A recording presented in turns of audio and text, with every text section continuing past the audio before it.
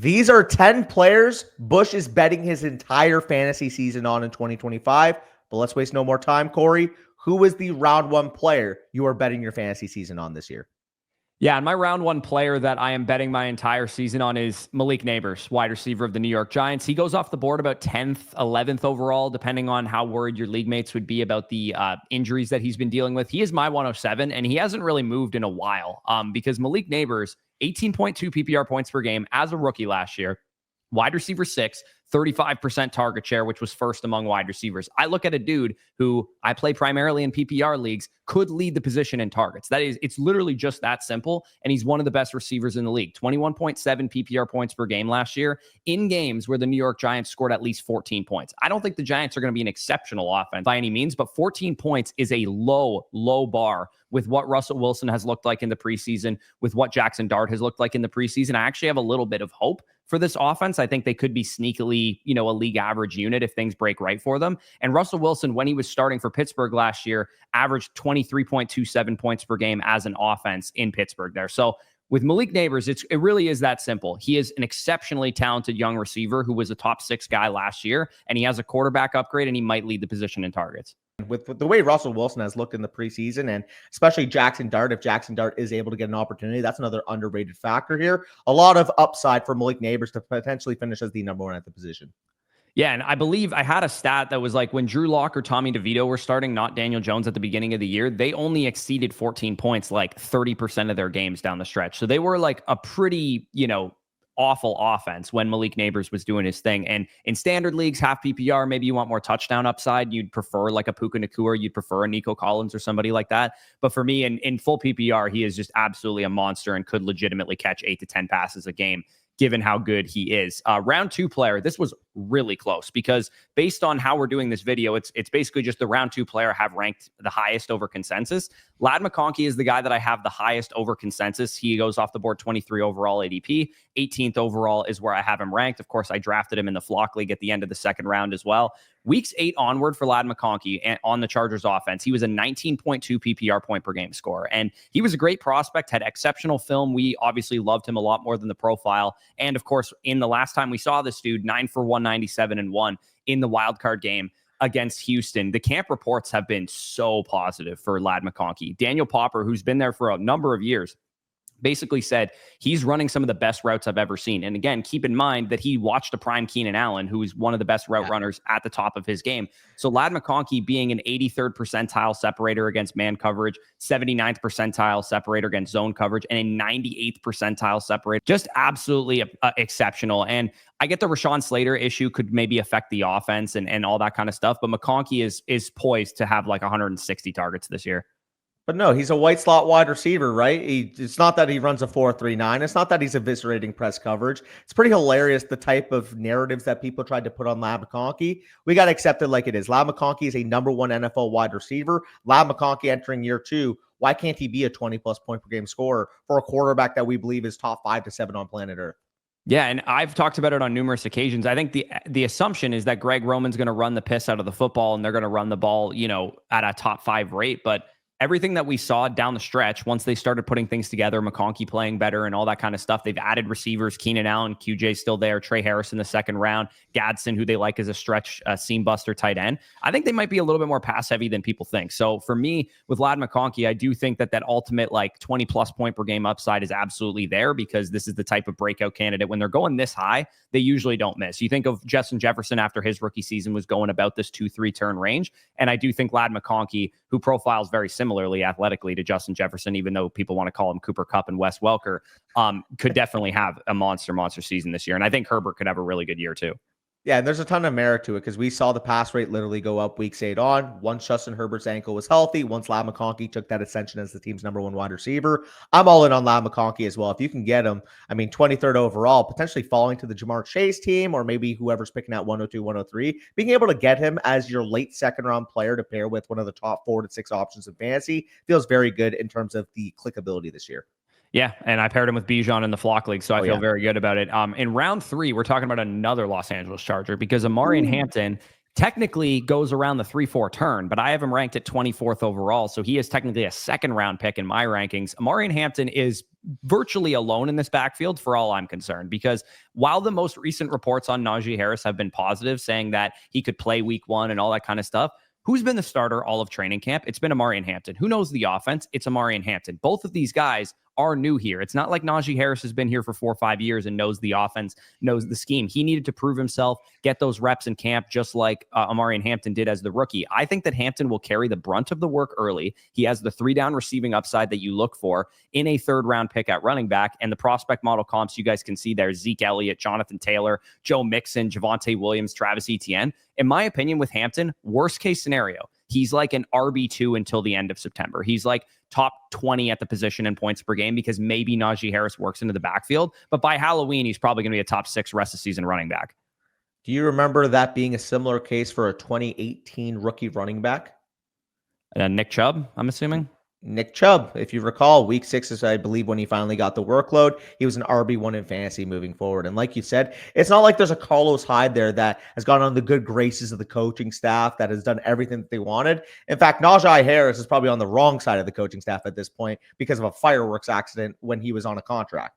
Yeah, well, and it's still not outside of the range of outcomes where he gets put on the non-football injury list. That was the report about a week and a half ago that he probably was going to start the season on that. And if that happens, I mean, Hampton's ADP is going to be in the mid-second round. So if you guys are drafting like soon, or you already have Hampton, you should feel lucky, because I do think by the day before the season starts, we might have more information about how involved Omarion Hampton's going to be in the Chargers offense. And like I said, worst case scenario, by the end of September, he's a mid RB2 or something. But the best case scenario is that he might legit week 2 in my rest of season running back rankings might be RB6.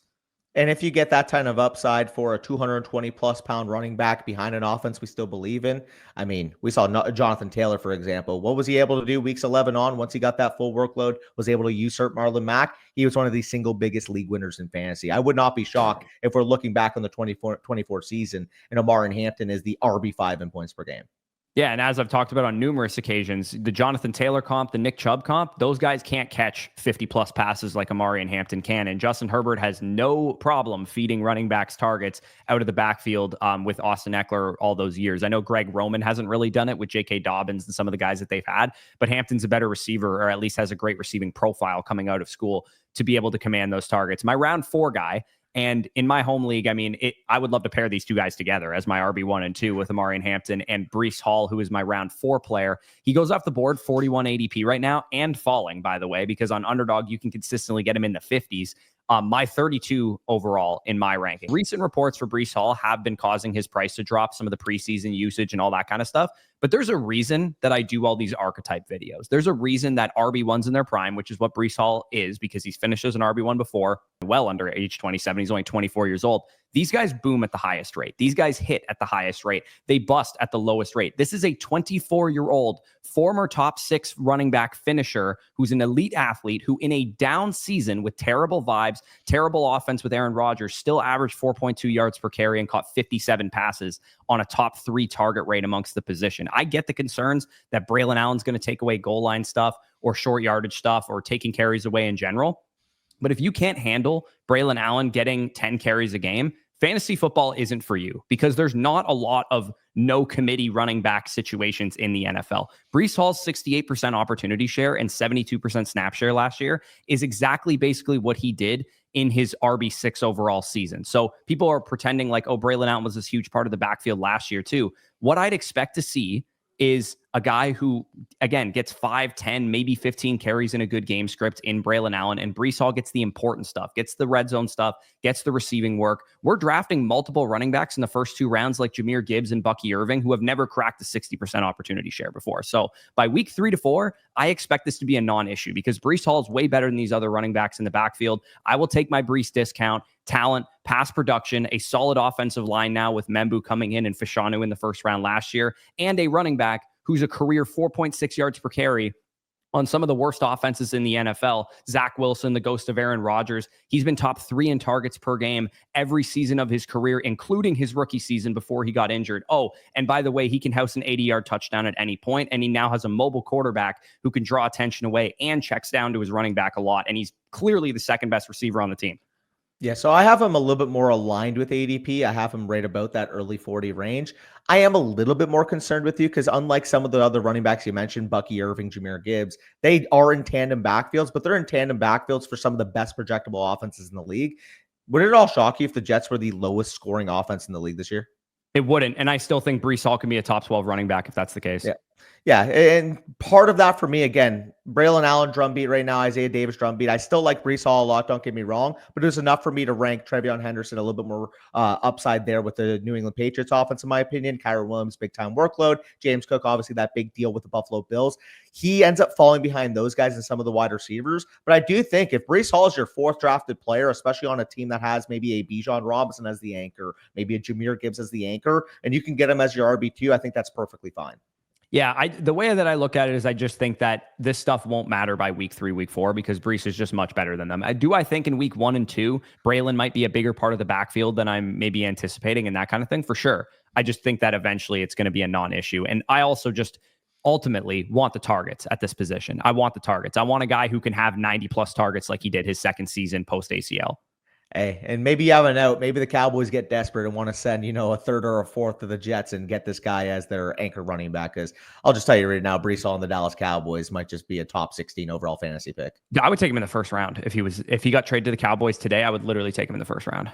Yeah, so you potentially get some CLV there if you do take Breece Hall today.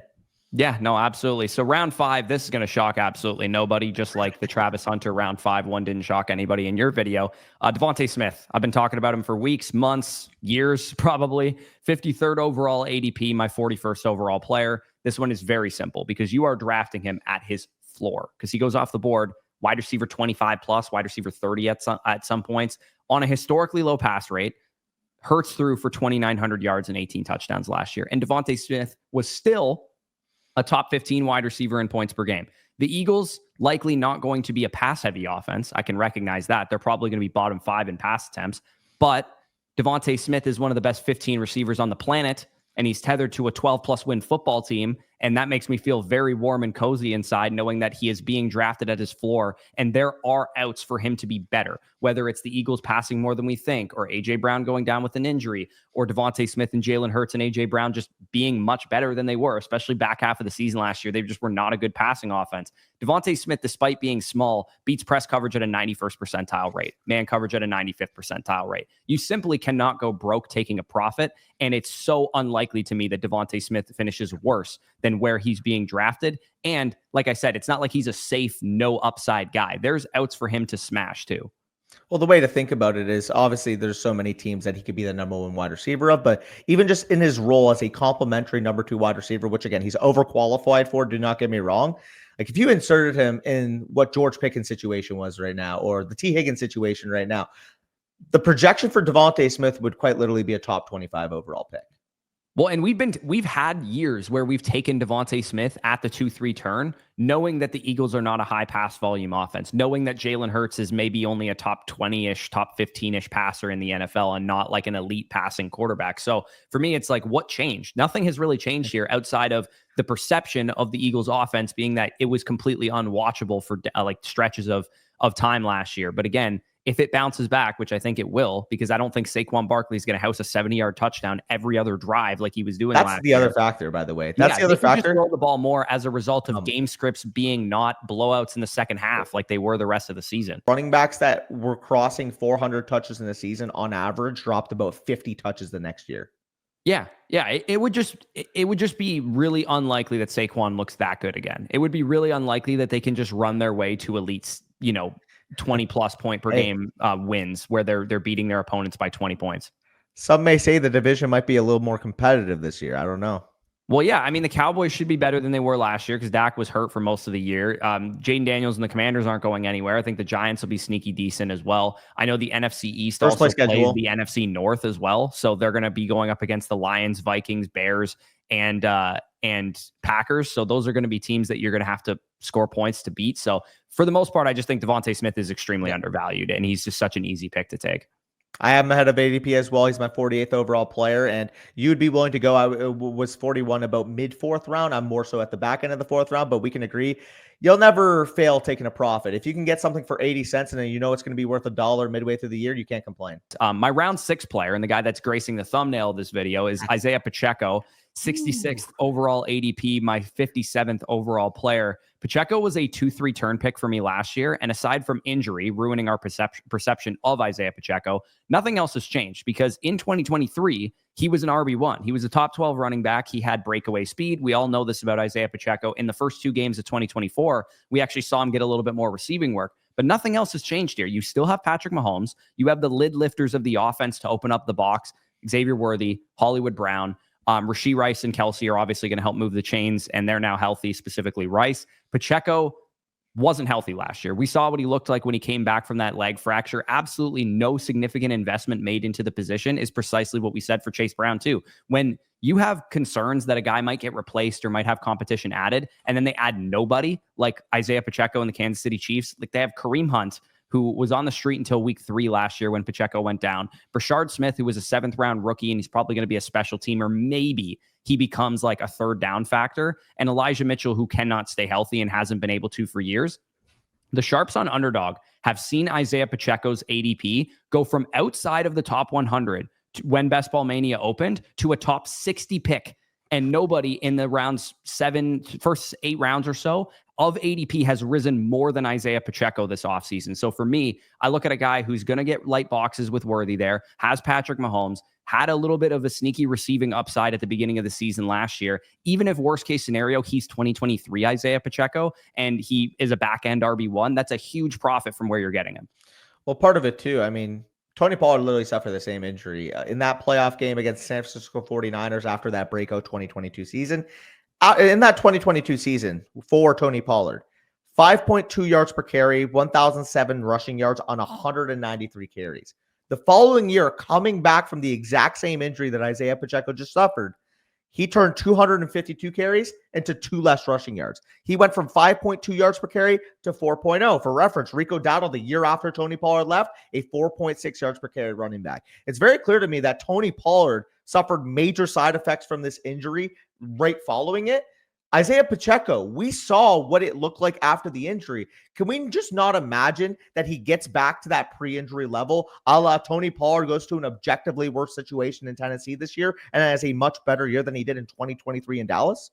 Yeah, no, exactly. And Pacheco's got a full 12 months recovery from it. He came back later that season, so I'm sure he's totally fine by now. Definitely a guy that has seen his share of camp buzz too. They said he looks good. He looks more explosive, all that kind of stuff. And actions speak louder than words. They added nobody of a significant threat here. They could have signed J.K. Dobbins. They could have traded for a running back. They could have drafted a guy in the first 3 to 4 rounds, and they didn't. They drafted Brashard Smith in the 7th round, added Kareem Hunt, who was a free agent until week 3 last year, and added Elijah Mitchell, who really can't stay on the field. So maybe those guys factor in. I just don't frankly think that they're going to at a major level. So moving into round 7, we could talk about Tyrone Tracy here, who goes off the board 86th overall ADP, is my 73rd overall player. Very similar to Pacheco, has been a summer riser because early in the offseason, people were drafting him outside the top 100 because of Cam Scadaboo's addition in the 4th round. After finishing, Tyrone Tracy is a solid RB2 option off the waiver wire for a lot of you guys last year. 13th most targets among the position, 22nd in PPR points per game after he took over in week 5 against the Seahawks.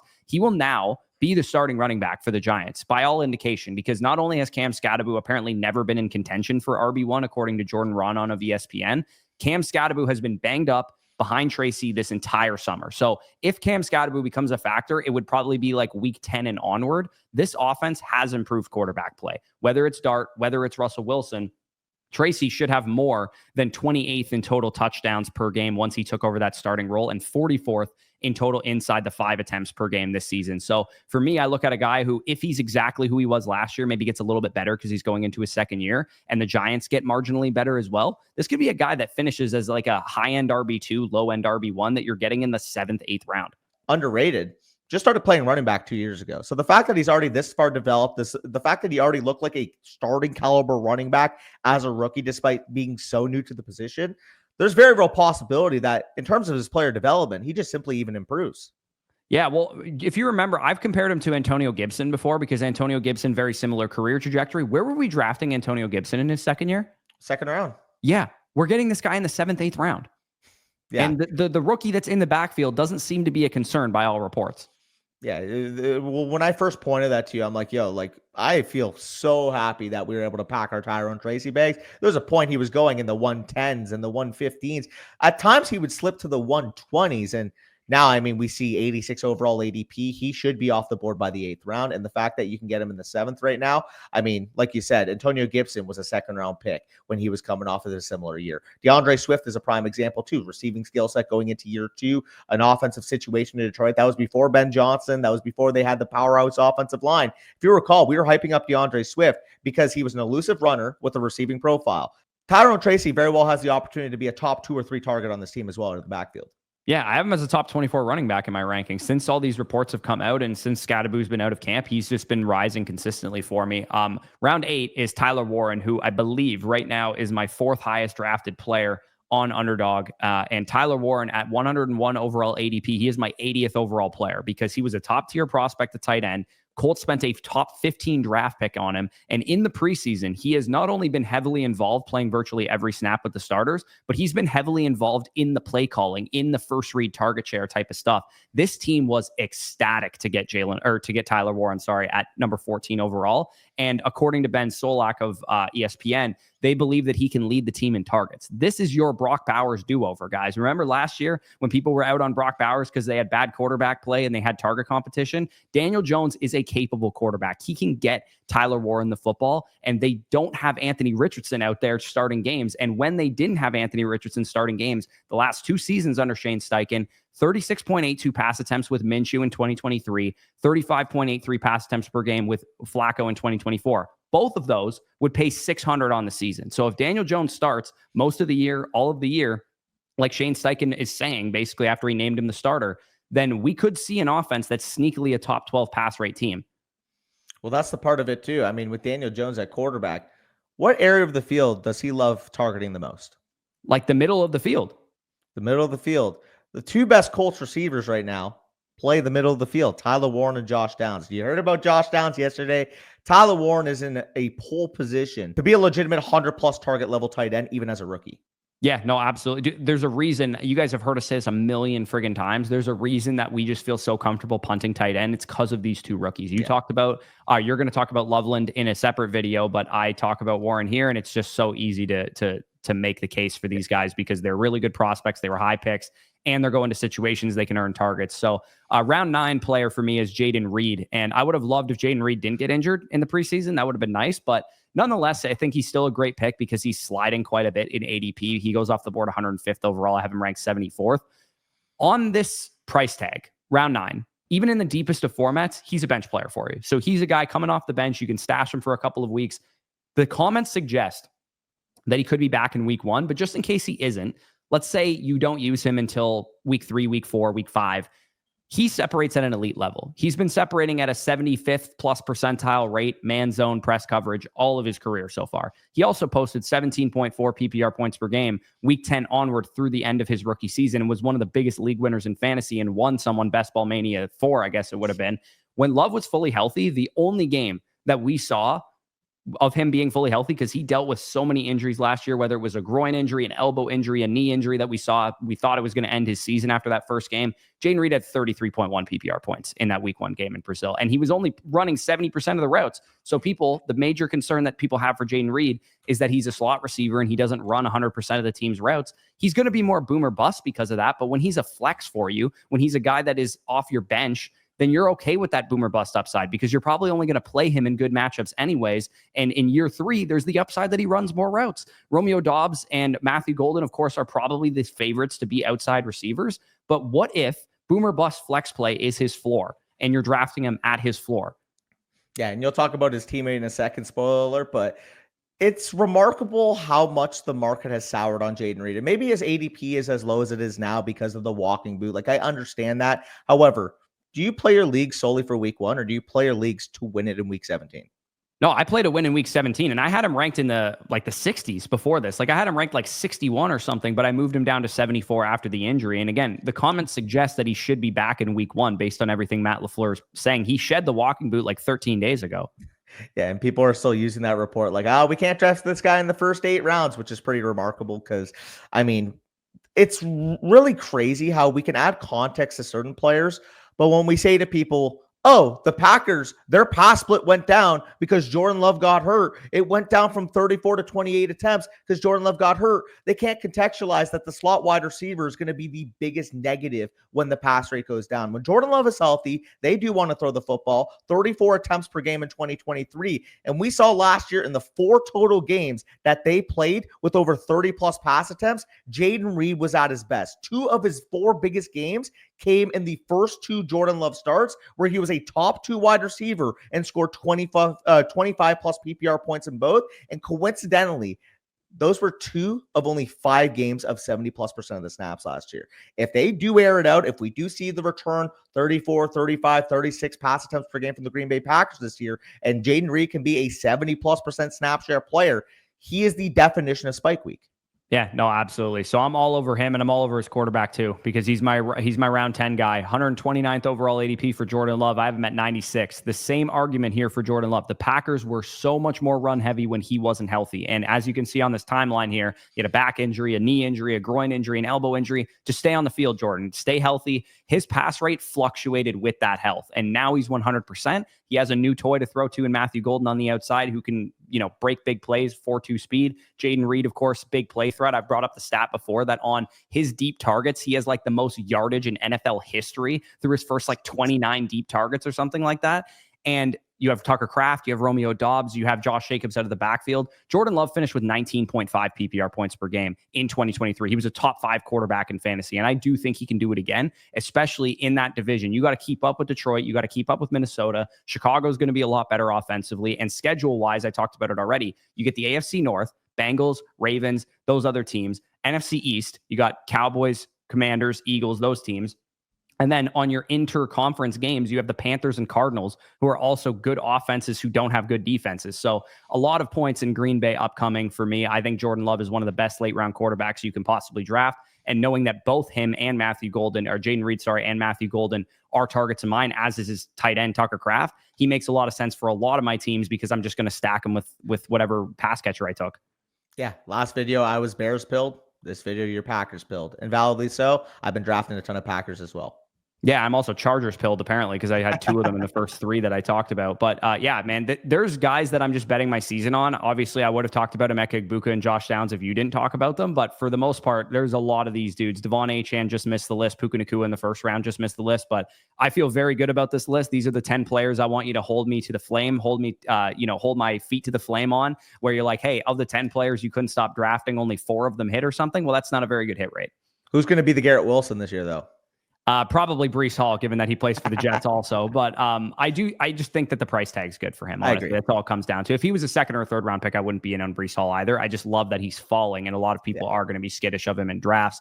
But for the most part, that is my 10 players I'm betting my season on. If you guys enjoyed, comment, subscribe, all that good stuff. Check out the season pass if you guys still got drafts coming up, the redraft rankings manifesto, the cheat sheet that you guys can use during your draft. You can go through and check off players that are off the board. You can print it out. You can bring it to your draft if you're an old school boomer who loves that physical copy. And of course, you can get that using flockfantasy.com. Sign up using the promo code FSE. You'll get our draft guide and the draft guides of all the other creators in the Flock League for just $34, plus site access from now until the end of the fantasy football season. That means rest of season rankings, weekly start sit stuff. You get some trade question, start sit question vouchers as well. Definitely the best deal out there. Check it out down below in the pinned comment. But with that being said, peace out, and I'll talk to you soon.